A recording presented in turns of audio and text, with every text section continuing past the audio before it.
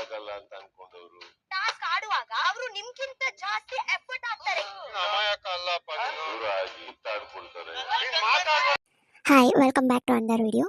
So ಈಗ direct ವಿಷಯಕ್ಕೆ ಬರ್ತೀನಿ. ಸೊ ಪ್ರಮೋ ನೋಡಿದ್ರಲ್ವಾ? ಸೊ ಇಲ್ಲಿ ನಿಜ ಹೇಳ್ಬೇಕಂದ್ರೆ ಇಷ್ಟರ ಮಟ್ಟಿಗೆ ಎಲ್ಲರೂ ಇಷ್ಟು ಚೇಂಜ್ ಆಗಿದ್ದಾರೆ ಅಂದರೆ ಅಷ್ಟು ಚೇಂಜ್ ಆಗಿದ್ದಾರೆ. ಅದರಲ್ಲಿ ಎಸ್ಪೆಷಲಿ ಗಿಲ್ಲಿ ಮತ್ತು ರಘು ಅವರ ಸ್ನೇಹ ಇಷ್ಟರ ಮಟ್ಟಿಗೆ ಚೇಂಜ್ ಆಯ್ತು ಅಂದರೆ ಎಲ್ಲರಿಗೂ ಶಾಕ್ ಆಗಿದೆ ನಿಜ ಹೇಳ್ಬೇಕಂದ್ರೆ. ಸೊ ಇದೆಲ್ಲ ಆಗಿದ್ದು ನೋಡಿದರೆ ಎಲ್ಲರೂ ಏನು ಅನ್ಕೊಂತಿದ್ದಾರೆ ಅಂದರೆ ಗೆಸ್ಟ್ಗಳು ಬಂದ ಹೋದಾಗಿಂದ ಇದೆಲ್ಲ ಆಗ್ತಿದೆ ಅಂತ. ಇವ್ರ ತಲೆಯಲ್ಲೇ ಬೇರೆ ಸ್ಟ್ರಾಟಜಿಗಳು ಓಡ್ತಾ ಇರ್ಬೋದು ಅಂತಾನು ಅನಿಸ್ತಿರುತ್ತೆ. ಬಟ್ ವಾರದ ಕತೆ ಕಿಚ್ಚನ ಜೊತೆ ಎಲ್ಲ ಕ್ಲಾರಿಟಿನೂ ಸಿಗುತ್ತೆ ಅಂತ ಅನ್ಕೊತೀನಿ. ಈ ಸಡನ್ ಬದಲಾವಣೆ ಯಾಕೆ ಏನು ಅಂತ ನಮಗೂ ಗೊತ್ತಾಗ್ತಿಲ್ಲ. ಈ ಸಡನ್ ಬದಲಾವಣೆಯಿಂದ ತುಂಬ ಎಫೆಕ್ಟ್ ಆಗ್ತಿದೆ. ಆಮೇಲೆ ರಘು ಅವರು ತುಂಬಾ ಚೇಂಜ್ ಆಗಿದ್ದಾರೆ. ಆಮೇಲೆ ಇವತ್ತು ಎಪಿಸೋಡ್ ನೋಡೋಣ. ಎಪಿಸೋಡಲ್ಲಿ ನನಗನ್ಸುತ್ತೆ ಸಖತ್ತಾಗಿ ಕ್ಲಾಸ್ ಇದೆ ಅಂತ. ಆಮೇಲೆ ಇಲ್ಲಿ ಮೇನ್ ಟಾಪಿಕ್ ಮಾತಾಡೋದು ಮೇ ಬಿ ನನ್ನ ಪ್ರಾಸ್ಪೆಕ್ಟಿವ್ ಪ್ರಕಾರ ಜೋಡಿ ಟಾಸ್ಕ್ ಬಗ್ಗೆ ಮಾತಾಡ್ತಾರೆ. ಸೊ ನಾಮಿನೇಷನು ಇವೆರಡು ಟಾಪಿಕ್ ಬಗ್ಗೆ ಇದೆ ಮಾತಾಡ್ತಾರೆ ಅಂತ ಅನ್ಕೊತೀನಿ. ಆಮೇಲೆ ಪ್ರೊಮೋ ನೋಡಿದಾಗ ಕ್ಲಿಯರ್ ಕಾಣುತ್ತೆ ಇಲ್ಲಿ ರಘು ಅಣ್ಣ, ಗಿಲ್ಲಿ ಮತ್ತು ರಕ್ಷಿತಾ ಅವ್ರದ್ದೇ ಟಾಪಿಕ್ ಇದೆ ಅಂತ ಅನ್ಕೊತೀನಿ. ಆಮೇಲೆ ಇವತ್ತಿನ ಎಪಿಸೋಡ್ಗೆ ಸಖತ್ತಾಗಿರೋ ಟಾಪಿಕ್ ಸಿಕ್ಕಿದೆ ಅಂತ ಅನ್ಕೊತೀನಿ. ಸೊ ನಿಮಗೆಲ್ಲ ಏನಿಸುತ್ತೆ ಕಮೆಂಟ್ ಸೆಕ್ಷನಲ್ಲಿ ತಿಳಿಸಿ ನೋಡೋಣ. ಸೊ ಸುದೀಪ್ ಸರ್ ಅಂತೂ ಸಖತ್ತಾಗಿ ಕಾಣ್ತಿದ್ದಾರೆ ಇವತ್ತು. ಸೊ ಜಂಟಿಗಳ ವಾರಲ್ಲಿ ಅಂತ ಹೇಳ್ತಿದ್ದಾರೆ. ಸೊ ನಿಜವಾಗ್ಲೂ ಈ ವೀಕು ಜಂಟಿಗಳದ್ದು ಸಖತ್ತಾಗಿ ಫೈಟ್ ಇತ್ತು ಹೇಳ್ಬೇಕಂದ್ರೆ.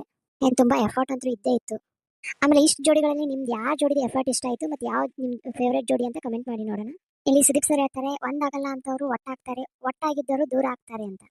ಸೊ ಈ ವೀಕ್ ನೀವು ನೋಡಿರೋ ಹಾಗೆ ರಘು ಮತ್ತು ಅಶ್ವಿನಿ ಅವರು ಒಂದಾಗಿ ಆಟ ಆಡಿದ್ದು ನಿಜವಾಗ್ಲೂ ಸರ್ಪ್ರೈಸಿಂಗ್ ಆಗಿದೆ. ಯಾಕಂದರೆ ಲಾಸ್ಟ್ ವೀಕಲ್ಲಿ ತುಂಬಾ ಕಾಂಪ್ಲಿಕ್ಟ್ ಆಗಿಬಿಟ್ಟಿತ್ತು ಅವರಿಬ್ಬರ ನಡುವೆ ಒಂದು ಟಾಪಿಕಿಂದಾಗಿ. ಏನೆಲ್ಲ ಆಗಿತ್ತು ಅಂತ ನೀವೆಲ್ಲ ನೋಡಿದ್ದೀರಾ. ಆಮೇಲೆ ಆ ವೀಕು ಅಶ್ವಿನಿ ಗೌಡ ಅವ್ರು ರಿಯಾಕ್ಟ್ ಮಾಡಿರೋಂಥ ರೀತಿ, ಆಮೇಲೆ ರಘು ಅಣ್ಣ ಅವರು ರಿಯಾಕ್ಟ್ ಮಾಡಿರೋಂಥ ರೀತಿ. ಸೊ ಇವರಿಬ್ಬರ ನಡುವೆ ಅಂತ ಜಗಳ ನಡೆದಿದ್ದೆಲ್ಲ ನೋಡಿದರೆ ಒಂದಾಗೋ ಚಾನ್ಸೇ ಇಲ್ಲ ಅನ್ನೋ ಥರ ಇತ್ತು. ಬಟ್ ಇವಾಗ ಗೇಮ್ ಅಂತ ಬಂದಾಗ ಇಬ್ಬರು ಒಟ್ಟಾಗಿ ಆಟ ಆಡಿದ್ದಾರೆ. ತುಂಬಾ ಬದಲಾವಣೆ ಆಗಿದೆ. ಆದರೆ ಬದಲಾವಣೆ ಏನು ತಪ್ಪು ಅಂತ ನಾನು ಹೇಳೋದಿಲ್ಲ.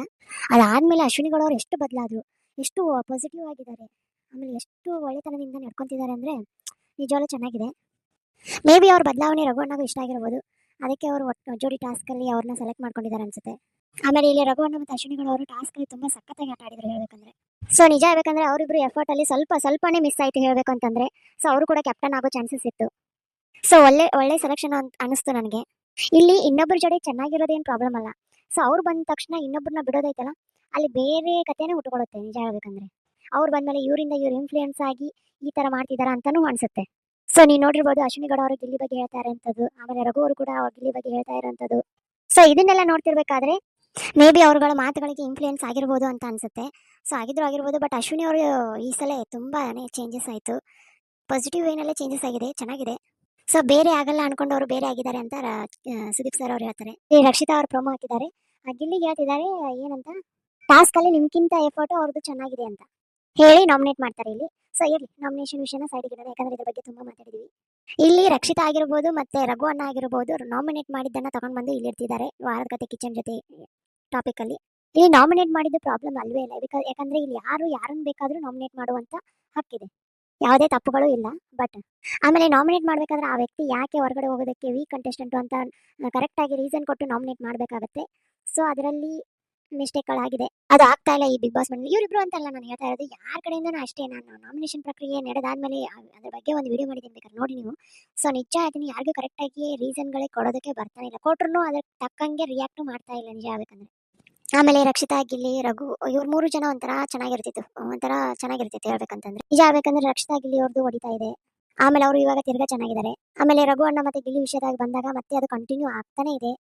ಇಲ್ಲಿ ರಘು ಅಣ್ಣಂಗೆ ಗಿಲ್ಲಿ ಮೇಲೆ ಸ್ವಲ್ಪ ಮನಸ್ತಾಪಗಳಿದೆ, ಅದು ಗೊತ್ತಾಗ್ತಿದೆ, ಅವರು ಮಾತಾಡೋರು ವೇನಲ್ಲೇ ಗೊತ್ತಾಗ್ತಿದೆ. ಆದರೆ ಅದು ಬಿಟ್ಟು ತುಂಬ ವಿಷಯಗಳು ಇಲ್ಲಿ ಮ್ಯಾಟ್ರ್ ಆಗುತ್ತೆ ಅಂತ ನನಗನ್ಸುತ್ತೆ. ನೋಡೋಣ. ರಘು ಅಣ್ಣ ನಾಮಿನೇಟ್ ಮಾಡಿದ್ಮೇಲೆ ನೀ ಅಮಾಯಕ ಅಲ್ಲಪ್ಪ ಅನ್ನೋ ಸ್ಟೇಟ್ಮೆಂಟ್ನ ಕೊಡ್ತಾರೆ. ಸೊ ಗಿಲ್ಲಿ ಏನಂತಾನೆ, ನಾನು ಅಮಾಯಕ ಅಂದಾಗ ರಘು ಅವರು ಮುಖಕ್ಕೆ ಹೊಡೆದಂಗೆ ಹೇಳ್ತಾರೆ, ನೀನು ಅಮಾಯಕ ಅಲ್ಲಪ್ಪ ಅಂತೇಳಿ. ಏನು ನಿಜ, ಇಲ್ಲಿ ಬಿಗ್ ಬಾಸ್ ಮನೆಗೆ ಬಂದಿದ್ದಾರೆ ಅಂದರೆ ಯಾರು ಅಮಾಯಕ ಅಲ್ಲ. ಯಾಕಂದರೆ ಒಂದಲ್ಲ ಒಂದು ಸಾಧನೆ ಮಾಡಿ ಇಲ್ಲಿ ಬಂದಿರ್ತಾರೆ, ಅವ್ರಿಗೆ ಅಮಾಯಕ ಆಗ್ತಾರೆ. ಸೊ ಇಲ್ಲಿ ಯಾರು ಅಮಾಯಕ ಅಲ್ಲ ನಿಜ ಆಗ್ಬೇಕಂದ್ರೆ. ಎಲ್ಲರೂ ಅವ್ರವ್ರ ಆಟಗಳನ್ನ ಆಡ್ಕೊತ ಹೋಗ್ತಾ ಇದ್ದಾರೆ. ಆಮೇಲೆ ನಿಜ ಆಗ್ಬೇಕಂದ್ರೆ ಚೆನ್ನಾಗಿ ಆಡ್ತಿದ್ದಾರೆ ಎಲ್ಲರೂ. ಇಲ್ಲಿ ಪ್ರೊಮೋದಲ್ಲಿ 1 to 11 ನಿಂದಿರಿಸಬೇಕಾದ್ರೆ ಅದೇನು ಫೈಟ್ ಇತ್ತಲ್ಲ ಪ್ರೊಮೋದು, ಅದನ್ನು ಹಾಕಿದ್ದಾರೆ. ಸೊ ಅಲ್ಲಿ ನೀವು ನೋಡ್ಬೋದು ರಕ್ಷಿತಾ ಅವರು ಗಿಲ್ಲಿಗೆ ಪ್ರೊಟೆಕ್ಟ್ ಮಾಡ್ಕೊತ ಬಂದು ನಿಂತಿದ್ದಾರೆ. ಸೊ ಯಾವುದೇ ಫೈಟ್ ಆಗಲಿ ಗಿಲ್ಲಿ ಜೋಡಿ ಬಂದಾಗ ಅವರು ತಡೆಯೋದಕ್ಕೆ ಜಾಸ್ತಿ ಟೈಮ್ ಹೋಗಿದ್ದಾರೆ. ಬೇಕಾದರೆ ನೀವು ಯೋಚನೆ ಮಾಡ್ಬೋದು, ಲಾಸ್ಟ್ ಟೈಮು ಆಕೆ ಇದ್ರಲ್ಲ ಗಿಲ್ಲಿನ ಹೊಡೆಯಕ್ಕೆ ಬಂದಾಗ ಹಾಗೂ ಕೂಡ ತಡೆಯೋದಕ್ಕೆ ಟ್ರೈ ಮಾಡಿದರು. ಇವಾಗೂ ಗಿಲ್ಲಿ ಮೇಲೆ ರಘು ಅವರು ಅಟ್ಯಾಕ್ ಮಾಡಿದಾಗ ಹಾಗೂ ತಡೆಯೋದಕ್ಕೆ ಟ್ರೈ ಮಾಡಿದರು. ಚಿಕ್ಕ ಹುಡುಗಿ ಥರ ಇದ್ರೂ ಅಂದರೆ ಕುಳ್ಳ ಇದ್ರೂ ತಡೆಯೋದಕ್ಕೆ ನೋಡ್ತಾರಲ್ಲ, ಅದು ಗ್ರೇಟ್ ಹೇಳ್ಬೇಕಂತಂದರೆ. ಇಲ್ಲಿ ಈ ವಿಷಯದಲ್ಲಿ ರಕ್ಷಿತಾ ಶೆಟ್ಟಿ ಅವ್ರು ನಂಗೆ ಇಷ್ಟ ಆಗ್ತಾರೆ ಹೇಳ್ಬೇಕಂದ್ರೆ. ನಿಜ ಹೇಳ್ಬೇಕಂದ್ರೆ ಪ್ರೋಮೋದಲ್ಲಿ ನಾವು ನೋಡಿದ್ನಲ್ವಾ, ಇವನ್ ಎಪಿಸೋಡಲ್ಲಿ ನೋಡಿದಾಗ ಗೊತ್ತಾಯ್ತು ರಘು ಅವರು ಅಲ್ಲಿ ಮಾತಾಡೋ ಅವಶ್ಯಕತೆ ಇಲ್ಲ, ಅವ್ರ ಟಾಪಿಕ್ ಮಾತಾಡಿ ಮುಗಿಸಿದ್ರು. ಅಲ್ಲಿ ಎಲ್ಲರೂ ಮಾತಾಡ್ತಾ ಇದ್ರು. ನಿಜ ಹೇಳ್ಬೇಕಂದ್ರೆ ಗಿಲ್ಲಿ ಅಷ್ಟೇ ಅಲ್ಲ, ಎಲ್ಲರೂ ಮಾತಾಡ್ತಾ ಇದ್ರು. ಸಡನ್ ಆಗಿ ರಘು ಅವರು ಗಿಲ್ಲಿ ಮೇಲೆ ರೇಗಾಡಕ್ಕೆ ಸ್ಟಾರ್ಟ್ ಮಾಡಿದ್ರು ಹೇಳ್ಬೇಕಂದ್ರೆ. ನಿಜ ಹೇಳ್ಬೇಕಂದ್ರೆ ರಘು ಸರ್ ಕೂಡ ಮಧ್ಯದಲ್ಲಿ ಮಾತಾಡ್ತಾ ಇದ್ರು. ಬಟ್ ಗಿಲ್ಲಿ ಮಾತಾಡಿದ್ರು ತನ್ನ ಬಗ್ಗೆ ಮಾತಾಡಿದಾಗ ಅವ್ನು ವಾಯ್ಸ್ ರೈಸ್ ಮಾಡಿದಂತೂ ನಿಜ.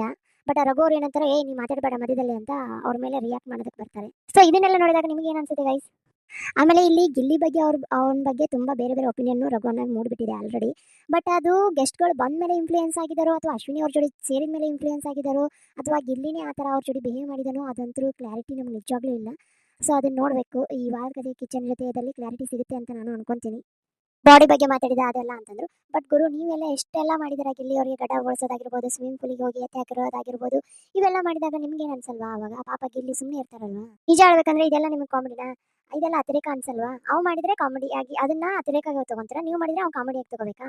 ಪಾಪ ಗಿಲ್ಲಿ ನಿನ್ನೆ ಒಂದು ಚೂರು ಒಂದು ಪೀಸ್ ಕೊಡಣ್ಣ ನಿನ್ಗೆ ಅವಳು ನನಗೆ ಅಂತ ಕೇಳಿದಾಗ ಒಂದೀಟು ಕನಕರ ಇಲ್ದೇನೆ ಕೂತ್ಬಿಟ್ರು ರಘುವಣ್ಣ. ನಿಜ ಹೇಳ್ಬೇಕಂದ್ರೆ ನನಗೆ ಇಷ್ಟು ಬೇಜಾರಾಯ್ತು ಅಂದ್ರೆ ಅಷ್ಟು ಬೇಜಾರಾಯ್ತು. ಪಾಪ ಹುಡುಗ ಅಷ್ಟು ಕೇಳ್ಕೊಂತ ಇದೆ, ಕೊಡ್ಲಿಲ್ಲ. ಅದೇ ರಾಶಿಕಾ ಅವರು ಪಟ್ನ ಬಂದು ಕೈ ಹಾಕಿ ತಕೊಂಡ್ಬಿಟ್ರು. ತುಂಬಾನೇ ಬೇಜಾರಾಗ್ಬಿಡ್ತು ಅದನ್ನ ನೋಡಿ ನನಗಂತರು. ಸೊ ಇಲ್ಲಿ ರಘುವಣ್ಣ ತಾನು ಮಾಡಿದ್ದು ತಪ್ಪಲ್ಲ, ಓಕೆ, ಬಟ್ ಗಿಲ್ಲಿ ಮಾಡಿದ್ದು ತಪ್ಪಂತ ಆಯ್ತಾನೆ. ಯಾವಾಗ ರಘುವಣ್ಣ ಅವ್ನ ಪರ್ಸ್ನಲ್ ವಿಷಯಕ್ಕೆ ಹೋಗಿ ಅವನ್ನೆಲ್ಲ ಚೆಲ್ಲಾಡೋದು, ಬಟ್ಟೆ ಬಿಸಾಕೋದು, ಅವನ್ನೆಲ್ಲ ತಗೊಂಡೋಗಿ ಸ್ವಿಮ್ಮಿಂಗ್ ಪೂಲಲ್ಲಿ ಹಾಕೋದು, ಅದು ಪರ್ಸ್ನಲ್ ಲೈಫಿಗೆ ಇದು ಆಗಲ್ವಾ ಅವನಿಗೆ? ಇಲ್ಲಿ ಯಾವತ್ತು ತಮಾಷೆಗಾಗಿ ಮಾತಾಡಿರ್ತಾನೆ, ಅದನ್ನ ನೇರವಾಗಿ ಹೇಳ್ತಾನೆ. ಅವ್ನಿಗೆ ಏನು ಅನ್ಸುತ್ತೆ ಅದನ್ನ ನೇರವಾಗಿ ಹೇಳ್ತಾನೆ, ಬಟ್ ತಮಾಷೆಯಾಗಿ ಮಾತಾಡ್ತಾನೆ. ಬಟ್ ಅವ್ನು ಮಾಡಿದ್ರೆ ತಪ್ಪು, ನೀವು ಮಾಡಿದ್ರೆ ತಪ್ಪಲ್ವಾ? ಸೊ ನೀವೆಲ್ಲ ಮಾಡಿದಾಗ ಅವ್ನು ಕಾಮಿಡಿಯಾಗಿ ತಗೋಬೇಕು, ಅವರೆಲ್ಲ ಮಾಡಿದಾಗ ನೀವು ಕಾಮಿಡಿಯಾಗಿ ತಗೋಬಾರ್ದಲ್ವಾ? ಸೊ ಆ ವ್ಯಕ್ತಿ ಏನು ಅನ್ಕೊಂತಾನೆ, ಗಿಲ್ಲಿ ಅವರು ಸಡನ್ ಆಗಿ ನೀವು ಓಕೆ ಇವ್ರು ನನ್ನ ಜೋಡಿ ಕಂಫರ್ಟ್ ಝೋನ್ ಇದ್ದಾರೆ, ನಾನು ಇವ್ರನ್ನ ಕಾಮಿಡಿ ಮಾಡ್ಬೋದು. ಸೊ ಅದನ್ನ ನೀವು ಹೆಂಗೆ ಮಾಡ್ತೀರಾ, ಸಿಚುವೇಶನ್ ತಕ್ಕಂಗೆ ನೀವು ಚೇಂಜ್ ಮಾಡ್ಕೊತೀರಾ. ಈಗ ಕಾಮಿಡಿ ಅನ್ಸಿದಾಗ ಓಕೆ ಇದು ಕಾಮಿಡಿ, ಅದೇ ನಾಮಿನೇಷನ್ ಅಂತ ಬಂದಾಗ ಅದೇ ಕಾಮಿಡಿ ಅಲ್ಲ, ಅದು ಸೀರಿಯಸ್ ವಿಷಯ. ಅದನ್ನ ಕಳಪೆ ಅಂತ ಬಂದಾಗ ಅದು ಸೀರಿಯಸ್ ಪಾಯಿಂಟು ಅಂತ ಹೇಳಿ ನೀವು ಅದನ್ನ ಕೊಡ್ತೀರಾ ಅಲ್ವಾ? ಇಲ್ಲಿ ಗಿಲ್ಲಿನ ಏನು ಮಾಡೋಕ್ಕಾಗಲ್ಲ, ಇಲ್ಲಿ ನಾವು ಏನು ಮಾಡೋಕ್ಕಾಗಲ್ಲ. ಯಾಕೆ ಹೇಳಿ, ನೀವು ಸೀರಿಯಸ್ ಆಗಿದ್ದಿದ್ರೆ ನಾವು ಸೀರಿಯಸ್ ಆಗಿ ಓಕೆ ಅಪ್ಪ ಹೌದು ರಘು ಅಣ್ಣನ ಕಡೆಯಿಂದ ಯಾವ ಮಿಸ್ಟೇಕು ಆಗಿಲ್ಲ, ಹೌದು ಗಿಲ್ಲಿ ಕಡೆಯಿಂದ ಮಿಸ್ಟೇಕ್ ಆಗಿದೆ ಅಂತ ನಾವು ಮಾತಾಡ್ಬೋದು. ಇಲ್ಲಿ ನಿಮ್ಮ ಕಡೆನೂ ತಪ್ಪಿದೆ, ಅವ್ನ ಕಡೆನೂ ತಪ್ಪಿದೆ. ಅವ್ನ ಕಡೆ ತಪ್ಪಿದೆ ಅಂತ ನಾನಂತೂ ಅನ್ಕೊಂಡಿಲ್ಲ. ಯಾಕಂದ್ರೆ ಗಿಲ್ಲಿ ಅವರು ತಮಾಷೆ ಮಾಡ್ಬೇಕಾದ್ರೆ ಎಲ್ಲರೂ ನಗ್ತಾರೆ. ನಿಜ ಹೇಳ್ಬೇಕಂದ್ರೆ ಇವಾಗ ನಡೀತಾ ಇರೋ ಎಡವಟ್ಟುಗಳು ಇವೆ. ಈ ಎಡವಟ್ಟುಗಳೇನು ಕಡಿಮೆ ಆಗಲ್ಲ, ನಿಜ ಕಂಟಿನ್ಯೂ ಆಗ್ತಾನೆ ಇರುತ್ತೆ, ನೋಡೋಣ. ಸೊ ನೀವು ನೋಡಿರ್ಬೋದು ರಕ್ಷಿತಾ ಮತ್ತೆ ಗಿಲ್ಲಿ ಅವರು ಏನೇ ಆದ್ರೂ ವಾಪಸ್ ನಾರ್ಮಲ್ ಆಗಿಬಿಡ್ತಾರೆ. ಬಟ್ ಅದೇ ಗಿಲ್ಲಿ ಮತ್ತೆ ರಘು ಅವರು ನಾರ್ಮಲ್ ಆಗ್ತಿಲ್ಲ. ಗಿಲ್ಲಿ ನಾರ್ಮಲ್ ಆಗೋದ್ರೂ ರಘು ಅವರು ಅದನ್ನ ಬಿಡ್ತಾನೆ ಇಲ್ಲ. ಅದನ್ನ ಏನಾದರೂ ಒಂದು ಪಾಯಿಂಟ್ ತಗೊಂಡೋಗಿ ಅದನ್ನ ಇಡ್ತಾನೆ ಇದ್ದಾರೆ, ಅದನ್ನ ಬಿಡ್ತಾನೆ ಇಲ್ಲ ನಿಜ ಹೇಳ್ಬೇಕಂದ್ರೆ. ಸೊ ನನ್ನ ಪ್ರಕಾರ ಈ ವಾರ ಸುದೀಪ್ ಸರ್ದು ಪಾತ್ರ ತುಂಬಾನೇ ಮುಖ್ಯ ಆಗುತ್ತೆ. ಸೊ ಇವಾಗ ರಘು ಅವ್ರಿಗೆ ಅವರು ನಾವು ಈ ಸಲ ಏನು ಡಿಸ್ಕಸ್ ಮಾಡಿದ್ವಲ್ಲ ಆ ಪಾಯಿಂಟ್ಗಳನ್ನ ಕ್ಲಿಯರ್ ಆಗಿ ಇನ್ನೂ ಬೇರೆ ವೇನಲ್ಲಿ ಕ್ಲಿಯರ್ ಕಟ್ ಆಗಿ ರಘು ಅವ್ರಿಗೆ ಹೇಳಿದ್ರೆ ತುಂಬ ಚೆನ್ನಾಗಿರುತ್ತೆ. ಯಾಕಂದರೆ ಲಾಸ್ಟ್ ಟೈಮು ಸುದೀಪ್ ಸರ್ ಒಂದು ಮಾತು ಹೇಳಿದ್ರು, ಗಿಲ್ಲಿ ಮತ್ತು ಕಾವ್ಯಂದು ನೀವೇ ಸೃಷ್ಟಿ ಮಾಡ್ಕೊಂಡಿರೋ ಸಂಬಂಧಗಳು, ಸೊ ನೀವೇನೇ ನಿಭಾಯಿಸಬೇಕು ಅಂತ. ಸೊ ನಾವೇನು ಮಾಡೋಕ್ಕಾಗಲ್ಲ ಅಂತ ಒಂದು ವೇನಲ್ಲಿ ಹೇಳಿದ್ದಾರೆ. ಬಟ್ ಅದು ಟೆಲಿಕಾಸ್ಟ್ ಆಗಿಲ್ಲ ನಿಜ ಹೇಳ್ಬೇಕಂದ್ರೆ. ಯಾಕಂದರೆ ಲೈವಲ್ಲಿ ಗಿಲ್ಲಿ ಮತ್ತು ಕಾವ್ಯ ಅವರು ಕುತ್ಕೊಂಡು ಮಾತಾಡಬೇಕಾದ್ರೆ ಅದನ್ನು ಆ ಮಾತು ಹೇಳಿದರು. ಇದೇ ರೀತಿ ರಘು ಅಣ್ಣವ್ರಿಗೂ ಹೇಳಿದ್ರೆ ಬೆಸ್ಟ್ ಅನ್ಸುತ್ತೆ ನನಗೆ. ಸೊ ನೀವೇ ಕುಂತು ನಗ್ತೀರಾ, ಆಮೇಲೆ ನೀವೇ ಕುಂತು ಇದನ್ನ ಮಾಡ್ತೀರಾ, ಆಮೇಲೆ ನೀವೇ ಅವನ್ನ ಎಲ್ಲ ಹೀಯಾಳಿಸ್ತೀರಾ, ಎಲ್ಲನೂ ಮಾಡ್ತೀರಾ. ಆಮೇಲೆ ಅದನ್ನು ಅವಂದು ಅಂತ ಬಂದಾಗ ಅದನ್ನೇ ಪಾಯಿಂಟ್ ತೊಗೊಂಡು ನೀವು ಕಳಪೆ ಅಂತ ಹೋಗ್ತಿದ್ದೆ, ಎಷ್ಟರ ಮಟ್ಟಿಗೆ ಸರಿ ಅಂತ ಸರ್ ಕೇಳಲೇಬೇಕಾಗುತ್ತೆ. ಆಮೇಲೆ ನೀರಿಗೆ ಎತ್ತಿ ಹಾಕೋದು, ಗಿಲ್ಲಿ ಬೇಡ ಅಂದ್ರೂ ಕೂಡ ಹಾಕೋದು, ಅವ್ನು ಹಿಡ್ಕೊಂಡು ನೀರಲ್ಲೆಲ್ಲ ಮಾಡೋದು, ಅದೆಲ್ಲ ಇದೆಯಲ್ಲ, ಕೈನ ಅಮ್ಕೋದಾಗಿರ್ಬೋದು. ಸೊ ಇವರು ಕೂಡ ಅತಿಯಾಗಿ ಮಾಡಿದಾರಲ್ವಾ, ಇದು ಎಲ್ಲ ಪಾಯಿಂಟ್ ಅಲ್ಲ ಅಂತ ಸುದೀಪ್ ಸರ್ ಕನ್ವೆ ಮಾಡಬೇಕು ಇದನ್ನ. ಇಲ್ಲಿ ಗಿಲ್ಲಿ ಅವ್ರು ಏನೇನು ಮಾಡಿದ್ದಾರೆ ಅದು ತಪ್ಪು ಅನ್ನೋದಾದ್ರೆ ರಘುವಣ್ಣ ಏನೇನು ಮಾಡಿದ್ದಾರೆ ಅದು ಕೂಡ ತಪ್ಪಾಗುತ್ತೆ. ಸೊ ಇದನ್ನ ಸುದೀಪ್ ಸರ್ ಅವರು ಅರ್ಥ ಮಾಡಿಸ್ತಾರ, ಕಾದ್ ನೋಡೋಣ. ನನಗನ್ಸುತ್ತೆ ಫ್ರೆಂಡ್ಶಿಪ್ ಏನು ಬ್ರೇಕ್ ಆಗಲ್ಲ, ಬಟ್ ಏನೋ ಒಂದು ವಿಷಯಕ್ಕೆ ಮತ್ತೆ ಕಂಪ್ಲೀಟ್ ಆಗೇ ಆಗುತ್ತೆ ಅಂತ ನನಗನ್ಸುತ್ತೆ. ಸೊ ರಘು ಸರ್ ಮೈಂಡಲ್ಲಿ ಏನಿದೆ ಓಡ್ತಾ ಇದೆ ಅಂತ ಗೊತ್ತಾಗಲ್ಲ. ಸೊ ಪೂರ್ತಿ ಎಪಿಸೋಡ್ ನೋಡಿದ ಮೇಲೆ ನಮಗೂ ಗೊತ್ತಾಗೋದು ಈ ಸರಿ ಸುದೀಪ್ ಸರ್ ಪಕ್ಕ ಕ್ಲಾಸ್ ಇದೆ, ಕ್ಲಾಸ್ನ ಕ್ಲಿಯರ್ ಆಗಿ ಮಾಡಿದರೆ ತುಂಬ ಚೆನ್ನಾಗಿ ಹೋಗುತ್ತೆ ಅಂತ ನನಗನ್ಸುತ್ತೆ. ಓಕೆ ಗೈಸ್, ನೆಕ್ಸ್ಟ್ ವೀಡಿಯೋನಲ್ಲಿ ಸಿಗೋಣ. ಸೊ ನಿಮಗೆ ಈ ವಿಡಿಯೋ ಇಷ್ಟ ಆಗಿದ್ರೆ ಲೈಕ್ ಮಾಡಿ, ಶೇರ್ ಮಾಡಿ, ಸಬ್ಸ್ಕ್ರೈಬ್ ಮಾಡಿ. ತುಂಬ ಜನ ವೀಡಿಯೋನ ಹಾಗೆ ನೋಡ್ತಿದ್ದೀರಾ, ಪ್ಲೀಸ್ ಸಬ್ಸ್ಕ್ರೈಬ್ ಮಾಡಿ.